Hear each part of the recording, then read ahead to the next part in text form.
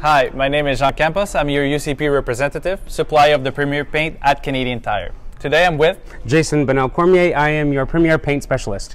Today we're here to talk to you about the difference between Paint and Primer 2-in-1 and a primer sealer.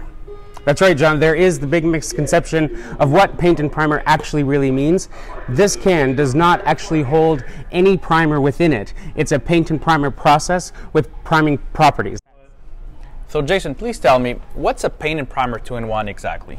Great question. Paint and Primer in one means that there's primer properties within the can itself. It does not mean that there's primer in there. So if you're covering up stains and odors and you're looking to get uniform before you start with your painting, yes, this is the can you go to. Okay. This is where we start. Once that is done, then we can move to the Paint and Primer process in one. Okay, so then can you tell me in which occasion can I just use the Paint and Primer directly on the surface? If you have a smooth surface, no stains, no odors, you're not looking to cover anything up, okay, and you're going from a similar color to a similar color, and you have perfectly primed or painted walls, this is the guy you go to. Perfect, great. So basically you're telling me that the primer seal is to be used in most circumstances for a customer. Absolutely. 90% of the time we do need a primer before okay, we start the process. This does not take away what you're doing with your primer. Your primer is important to make sure that your painting procedures are going to go well with a great outcome. So whenever we need to change drastically of color, like a red to an off-white, we use a primer seal, not the Paint and Primer 2-in-1 directly on the surface. Absolutely. So